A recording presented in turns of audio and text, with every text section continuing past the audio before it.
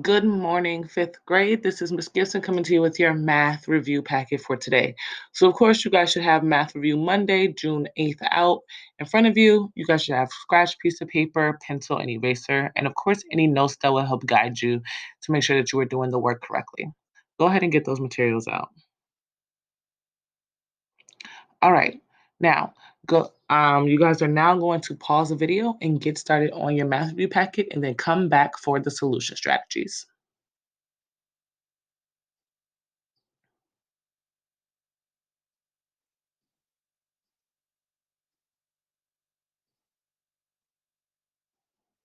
Okay, welcome back. So let's get into the number one. It says Miss Castellini decided to drive to Vermont to visit her family. She drove for three and two-thirds hours. How many minutes was her drive? So first, how many minutes are in 1 hour? Correct. We have 60 minutes in 1 hour. Now, if we were to write a number sentence for this problem, if we are figuring out how to go from hours to minutes, what should we do? Correct. We should make sure that we are multiplying to try and figure out how many minutes are in the 3 and 2/3 hours. Now, let's get down into solving.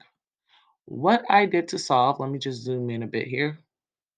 I did again 3 and 2/3 times 60. I made sure to do this with area model so that I know that I'm hitting all partial products. So my first box, I did 60 times 3 since I'm doing a mixed number times a whole number. So I did 60 times 3, which was 180. And then I did 60 times 2/3, which I got 120 thirds, which when you simplify that gets you to 40. I know that 180 plus 40 equals 220. So that is the total amount of minutes that she drove.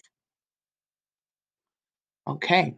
Next, we are converting the following decimals to fractions. So 25 or 25 hundredths is the same as 1/4. Because again, that's like a quarter. It's a quarter of a fraction, a quarter of a whole. So this will be 1/4. 75 hundredths. It's the same as 25 hundredths, sorry. But instead it's going to be three more. Well, three times that regular number. So in this case, this will be 3/4 because it is 3/4 of a whole. Next, we have 4/10. We have 4 in a tenths place after decimal. So again, this is 4 over 10. Last thing, again, 2/10 will be written as 2 over 10. If you have questions, still converting decimals to fractions, please reach out to your teachers. Okay. You can also use a strategy of putting this on a number line.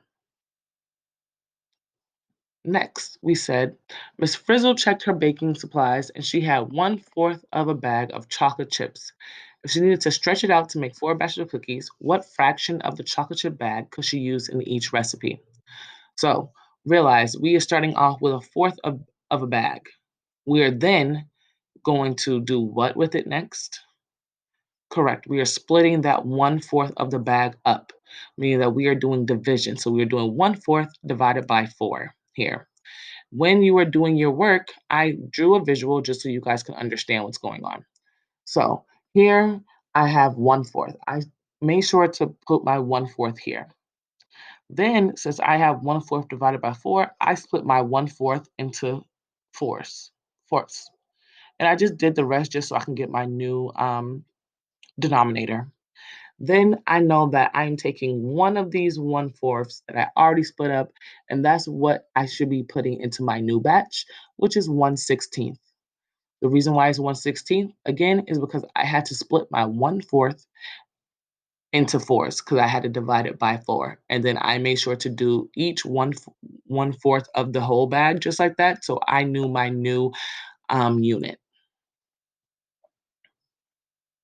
Okay, let's keep going. So right here, we are multiplying decimals to each other. So of course, when you're multiplying decimals to each other, we know that you can ignore the decimal and then add it back in based on how many numbers are behind the decimal point. So let's get into this work here. So for number one, I had 480 thousandths times 21 hundredths. So as you can see, as I did my work, I ignored the decimal point when I was doing my work down here, and then I added it back in the end. All right. And I did the same thing for 5.7 times 7.1. And I did the same for 923 thousandths times 49 hundredths. I want you guys to go ahead and pause the video. I will do another zoom on this. Go ahead and pause the video and check your work.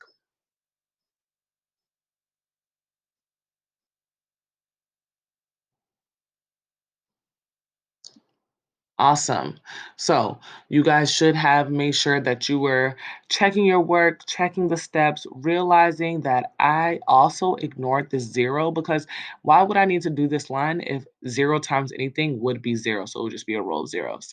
So realize I have one, two, three, four, five place values behind the decimal points collectively.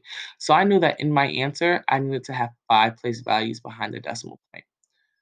For number 2, 5.7 times 7.1, I have 2 numbers behind the decimal point. So in my final answer, I need the 2 numbers behind my decimal point.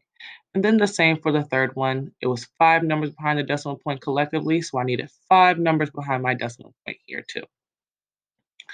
All right, let's keep going and get into the last one. Before we get into the last one, your secret code for today is leaves. Leaves with an S. Make sure you're spelling that correctly. Okay, so we are going to look at a protractor. It's used to measure angle FGH. What is the measure of angle FGH? What do you guys think?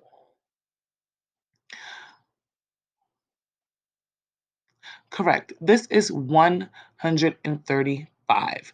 So realize where the G ends up in between 130 and 140. Okay, so realize the opening of this angle. So this would not be 55 or 45 in this case, because if it was 45, then the F would be on this side. But because that this angle is opening up to the right from the left, it is going to be a bigger angle because it is covering all of this right here. So it's covering all of this area on the side here, which is why this angle is 135. All right. Now, so that gives us answer C. That is all of our math review for today. So go ahead and get started on that exit ticket and make sure you are doing your work out first in order for you to get the correct answer. All right. Bye and have a great day.